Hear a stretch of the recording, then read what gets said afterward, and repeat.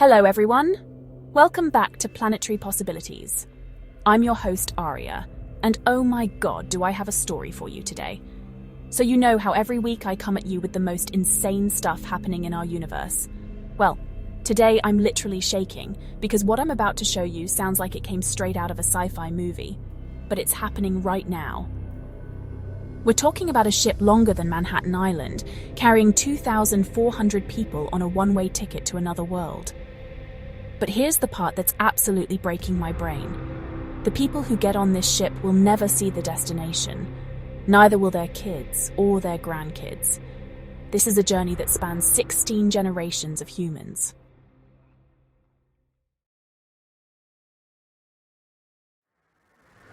Okay, so picture this with me.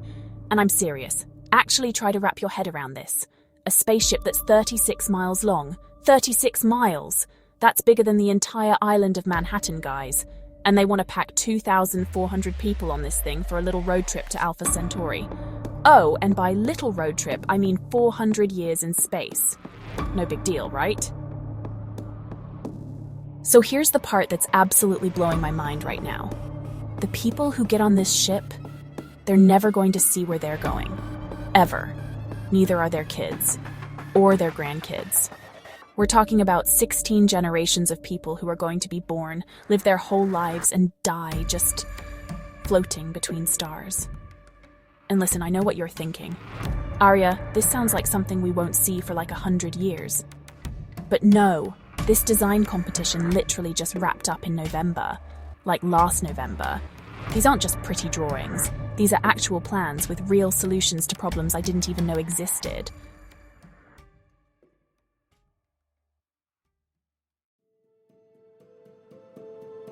Alright, so let me tell you about this Chrysalis thing because it is absolutely insane. First of all, they are calling it a living spaceship. And I was like, okay, that sounds cool, but what does that even mean? So get this. It's basically this massive 36-mile-long tube that spins to create gravity, right? But inside, they've got freaking tropical forests. Libraries that look like something out of Harry Potter. High-tech manufacturing plants. Like, they're not just trying to keep people alive for 400 years. They want them to actually, live. But here's where it gets really sci-fi cool. This isn't just a ship. It's supposed to be this integrated system where humans, robots, and AI all work together. Like, imagine your ship literally learning and evolving during the journey. The AI could be developing new technologies, the robots could be building new sections, and the humans, well, they're just trying to live their lives in this massive spinning tube hurtling through space. But wait, it gets weirder. So I'm reading through all this technical stuff, and I come across their reproduction plan. Yes, you heard that right. They have a reproduction plan. Like, they sat down in a meeting and were like, okay, how do we make sure people keep having babies in space for 4 centuries without either dying out or overpopulating this thing? So apparently, if you're on this ship, you get a 3-year window, ages 28 to 31, to have kids. 2 kids max. That's it. They've literally planned out a breeding schedule for space travel. And honestly, I don't know whether to be impressed or terrified. And can we talk about the radiation shielding for a hot second? Because space is trying to kill you in like 17 different ways, and radiation is definitely one of the big ones. These designers had to figure out how to protect 2,400 people from cosmic radiation for 4 centuries. They're using this multi-layered approach with magnetic shielding and physical barriers, basically turning the entire ship into a giant cosmic radiation bunker that just happens to have tropical forests inside, which, when you say it out loud, sounds completely bonkers but also kind of brilliant.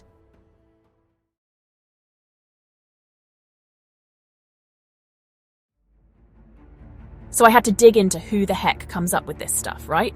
Because this is next level crazy. Turns out it wasn't just some random person doodling spaceships in their garage. This was a whole competition called Project Hyperion, run by the Initiative for Interstellar Studies, and they got architects, engineers, anthropologists, and urban planners all working together from all over the world. And that team mix is what's blowing my mind. Like, okay, engineers, duh, you need those to make sure your giant space tube doesn't explode. Architects, Yeah, you want people to have nice places to live. But anthropologists, urban planners, that's when you know they're thinking about the real stuff. Like, how do you keep people from going completely stir-crazy when their entire world is spinning through the void? And get this, I found out there were multiple competing designs. Chrysalis wasn't the only idea. There were teams working on everything from smaller, faster ships to massive multi-generational cities in space. Some teams were focusing on hibernation technology, others on AI-controlled vessels. Because showing up at your destination as a glowing zombie is definitely not the vibe we're going for. What really got their attention was the psychological architecture. They designed spaces specifically to give people a sense of purpose, community, and hope. Because here's the thing. Keeping people physically alive is one problem. Keeping them mentally healthy and motivated when they're trapped in a tube for their entire lives, that's a completely different challenge.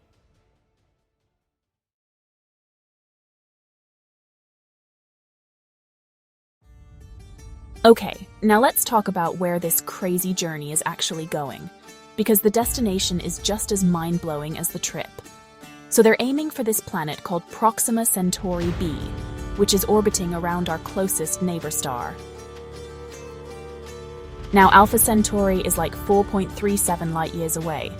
In space terms, that's literally our next-door neighbor. But in human terms, with our current rockets, it would take us tens of thousands of years to get there. So this 400-year trip is actually us being speedy. But here's what's absolutely fascinating about Proxima Centauri b. We think it might actually be habitable. It's in what scientists call the Goldilocks zone. Not too hot, not too cold, potentially just right for liquid water.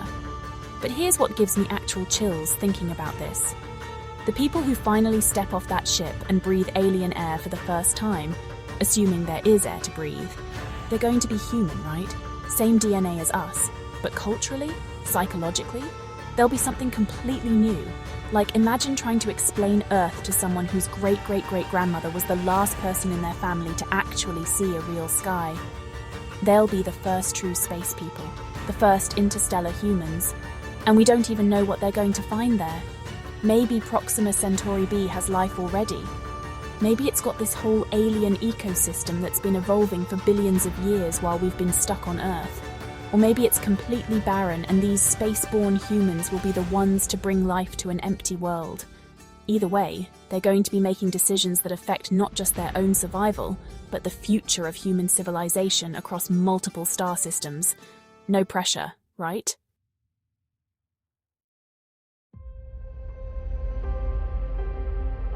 Okay, so I've been obsessing over this for weeks now, and it's not even the engineering that keeps me up at night.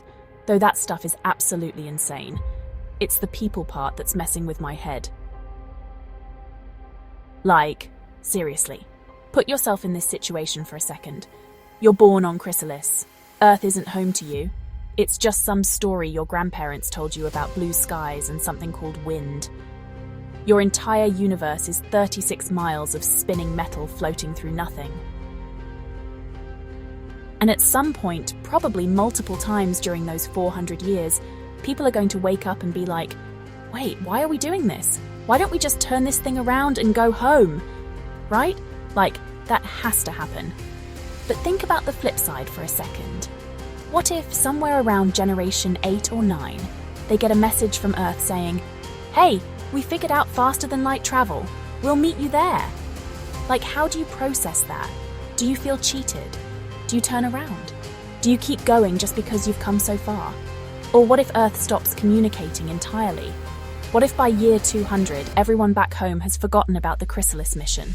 These people become humanity's most isolated population ever, carrying the responsibility of our species' survival with no support system except each other.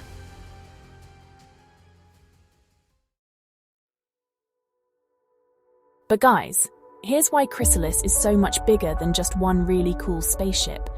This is the prototype for something massive. Think about it. If we can pull this off once, what's stopping us from building 10 more, 20 more, different designs heading to different star systems? In a few hundred years, we could have humans scattered across dozens of nearby stars, each colony doing its own thing, developing its own culture. Like, we wouldn't just be the species that lives on Earth anymore. We'd be the species that lives everywhere. That's not just evolution, that's a complete transformation of what it means to be human. And here's the crazy part. Each of these colonies would probably develop their own solutions to problems we haven't even thought of yet. Maybe the Proxima Centauri colonists figure out how to live underwater. Maybe the TRAPPIST-1 people develop some kind of symbiotic relationship with alien life forms.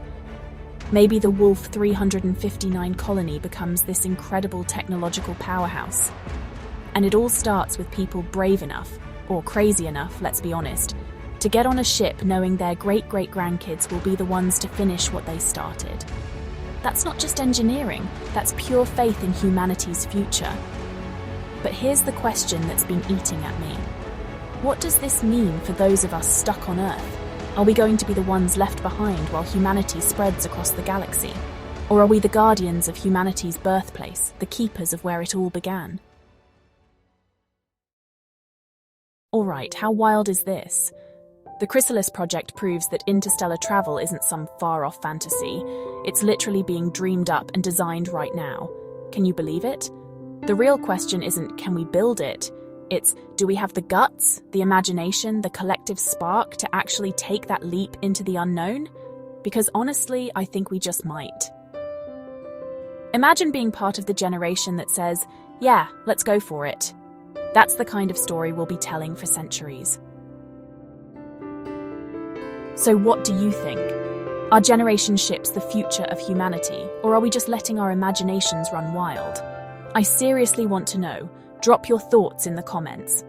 And hey, if this video got you hyped about space travel or made you see the universe in a whole new way, smash that like button and subscribe to Planetary Possibilities.